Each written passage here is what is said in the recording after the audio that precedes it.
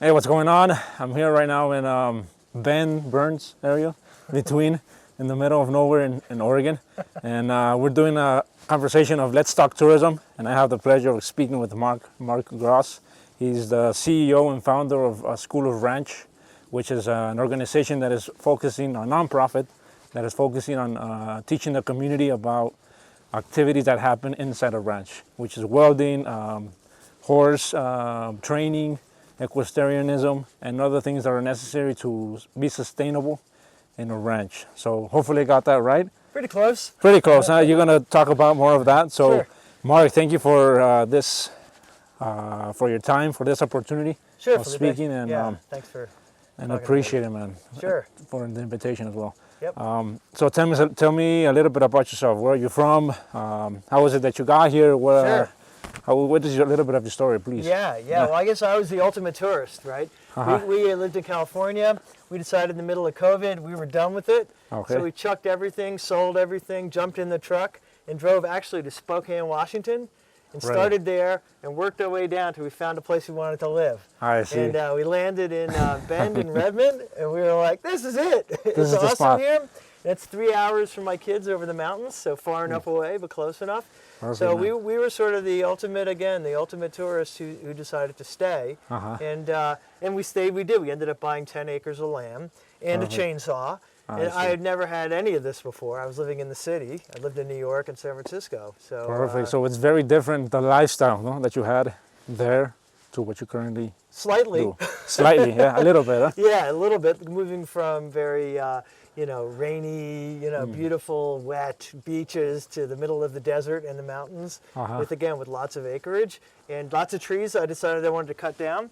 So I bought a chainsaw and went to YouTube to figure out how to use it, and decided I was going to kill myself. So I hired someone to teach me how. It occurred to me that lots of people are moving to this area and want to experience this kind of lifestyle, whether they live here or they're just visiting and considering it.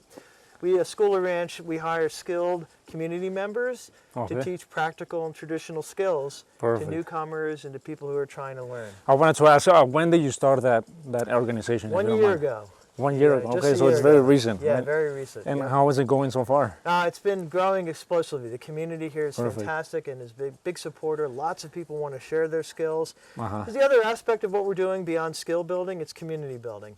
Getting people together, teaching them how to mend a fence helps them mend fences. At a time when we're all yelling at each other, it's really good to get together around things we can agree to. Definitely. And why is it that you started this organization? What did you notice that was lacking here in Central Oregon that made you do this? Rural areas in the United States have experienced an influx of urban immigration, people leaving the cities. Virtual work and all kinds of technology trends have allowed people to adopt new lifestyles. And they've descended in droves on traditional agrarian communities that are trying to figure out how to deal with this and absorb them.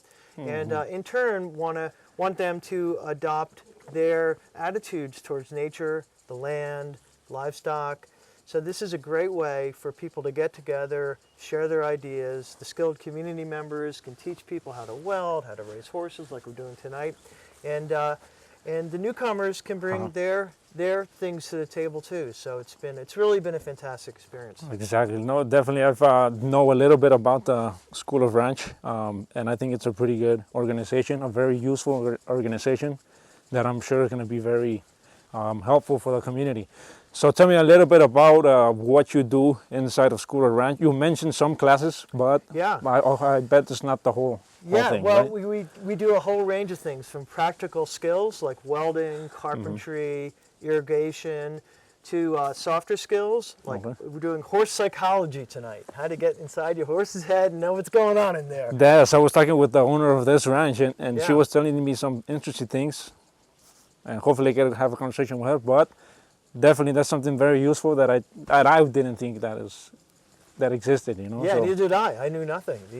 We're building out a whole series on traditional, not so much skills, but traditional crafts. So we do one on mead making. We do fermentation. Right. We're doing candle making. So it's not just the hard skills, but the soft skills. So basically, it's the things you need to be able to do to run a ranch or a farm, being able to tend to your land through pasture and soil management, being able to tend to your livestock, and then all the hobby and craft related things, from building stone fire pits to making candles.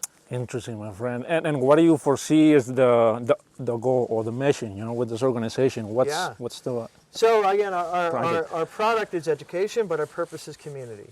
Okay. By getting people together and allowing them to work together on common problems that they all share, they build trust and empathy, which is the building block of community. And the third leg of our mission is to support the local economy. You've got local farmers, local ranchers, local craft producers, right, who are working hard to serve us and to give us great local food, local produce, and local crafts. And we're helping those entities achieve economic success, achieve community acceptance, and carve out a life for themselves here.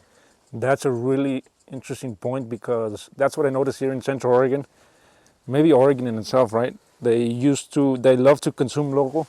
Right. Local produce, local Right. services, local Right. everything, Right. So I think that's something very helpful Yep. for the community, Yeah. Yep. Yeah. So, and one thing that you also mentioned is trying to join the community or unite the community is with, you see a massive opportunity with the Latino community as well. Yeah. So we'll talk a little bit about that. Sure, totally. And this is why it's been so great to meet with you and the Latino Community Association. The School of Ranch connects people across all sorts of different divides, right? And the obvious ones are new people and people who live here, right? Exactly. But you also have different socioeconomic groups. You have people who are new to the area, new to the country, and acquiring the language. So you've got a large Latino population that has come here. It's an agrarian community, and they bring their talents and skills here.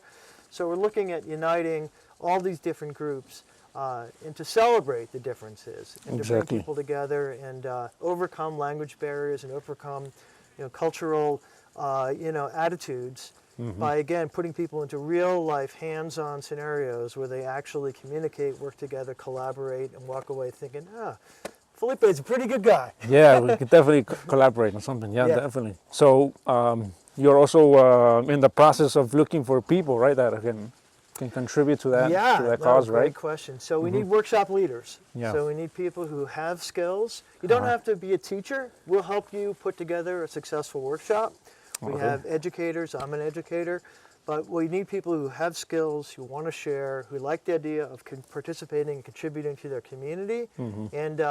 And we'd love to find people in the Latino community as well, because people have a lot of skills from everywhere. No, definitely. There's a lot of people in the Latino community who know the talent or who know the abilities, but maybe they don't know how to teach, or maybe they do know how to teach, but they haven't had the opportunity to participate in events like that. So, si estás interesado también, conéctate con Mark y saber cómo puedes ahora sí integrarte a estos grupos.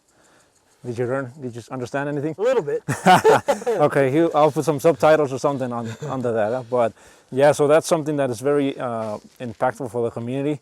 Now, regarding tourism, how do you think, like you said, all this community building, all these workshops that you do can help or contribute directly or indirectly towards the tourism industry? What do you think are your takes? Well, a lot of people come here, and they come here because of most people come here because of the natural environment. They're here for the mountains, they're here for the river, right? They heard Bend's a cool place with great beer. But many people become agrarian curious, right? Yeah. They are curious about the rural lifestyle. They're curious about what it takes to really be successful here.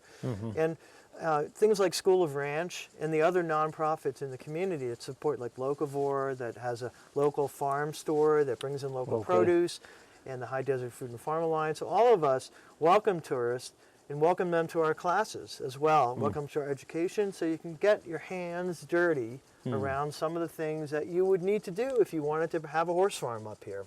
Interesting, and I think that could be very useful for people who don't have that lifestyle, right? People who live in the city, like you said, and want to see something different. That's kind of an attraction. Yep. Yeah, so how do you have tourists come here to also participate in these tours, or? We just started a year ago. So I don't think we've had We haven't really been on the radar for I see. tourists, but we're just starting to sort of get a high profile Perfect. among all the groups, the economic development groups, and I think particularly with an emphasis on local produce and local sales of local crafts, we can get ourselves integrated more into the tourist marketplace. Perfect. And I do wanted to ask, what do you think is Central Oregon doing correctly regarding tourism?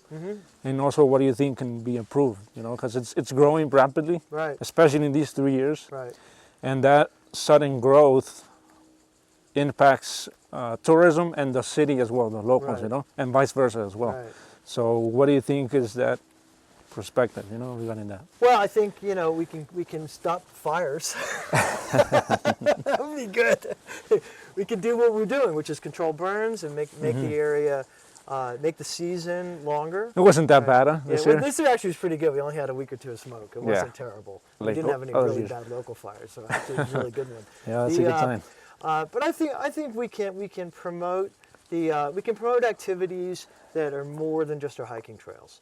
We can promote activities that are cultural, that again that help celebrate the local skills and crafts of our artisans here, and there's a lot going on that I think that if we as a community can bring that forward and make that more front and center, it will round out the economic life of our area. Definitely. Have you seen any like negative impacts of tourism here in Central Oregon in these 3 I haven't years? personally experienced because I live in Terrebonne. I'm in the middle of nowhere.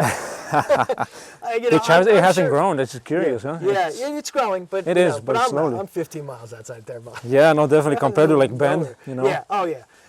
I mean, I'm sure that traffic and and restaurant, being crowded central areas, and are sort of a consequence of tourism. But tourism brings in lots of dollars, and I'm sure it supports many of our local businesses. So I think it's an important part of our economy here. Yeah, no, definitely. That's something that the city is trying to manage correctly, which is really hard, you know. Yeah. Try to control something. Sure, and make like, it grow. I mean, it's good luck. Like it's a tough people, problem. So it's definitely a big task, Right. you know. So, for example, what regarding now back to your organization, what do you think is the most complex part about it? Like, is it organizing the workshops? Is it getting the people to attend? What do you think is like the main issue? It's a really good issue? question. If you ever started a company, you know the answer. It's today's problem. It's always the hardest part. It was in the beginning. It was recruiting trainers. Yeah. Right.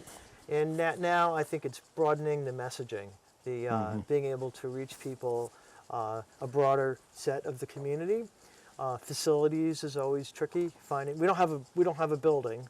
We don't have a place, so we hold our workshops in ranches and other places. So being able to consistently have high quality experiences in fantastic facilities is tricky.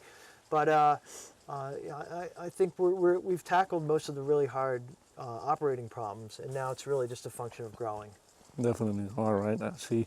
And for somebody that is maybe has that idea of implementing a community and an organization like that, what do you think would be good recommendations to give them, like tips of advice, or what do you think is like the skills that you have to have, in order to totally so the most important thing is to just do something.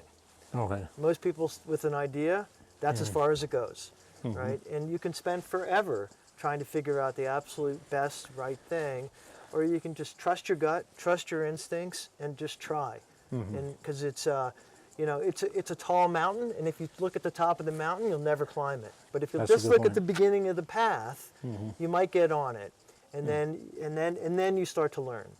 Because most of the ideas that you have, the things you think are important, are probably wrong, right? Because you don't know, because you're not doing it. Definitely, that's a good point. Definitely, if you don't know what to do, just with the first thing that comes up to mind, right? Yeah. And so definitely, I really appreciate your time, Mark. Sure. Yeah. Thanks for doing this, Felipe. No, I want to see if you can give us a little bit about information, email, phone number, website, for us to contact you and also be a part of the community. Thank you for that opportunity. Okay, so it's School of Ranch, like School of Rock. School of Ranch, yeah. The The website is schoolofranch.org, O-R-G. Perfect. All right. If you go to .com, I think it goes there, but not O-R-G. All right. And then you can email me at mark, M-A-R-K, at schoolofranch.org. School of Ranch. That's the best way to get in touch with me. Perfect. And, but I really appreciate the chance to talk to you and to talk to your audience. No, definitely. This is something that I am trying to implement as well. Like getting to know, since tourism is so vast, trying to indirectly contact people that are doing activities that are part of tourism Right. is pretty useful and Right. pretty vital to share. Yep. And so I really appreciate you allowing me to do this. Sure. And hopefully there's somebody that's interested, if you're looking into this video and you want to be a part, either as a participant or an instructor as well, right? In English or in Español también. Definitely reach out to Mark or his organization and definitely share your expertise, you know. Right. And if you're also interested to learn, it's a great community to be a part of, and it'll only keep growing for sure. So Mark, thank you, my friend. Thanks, Felipe. We'll talk to you soon, and right. thank you for watching this video. Thank you. I'll see you in the next conversation of Let's Talk Tourism.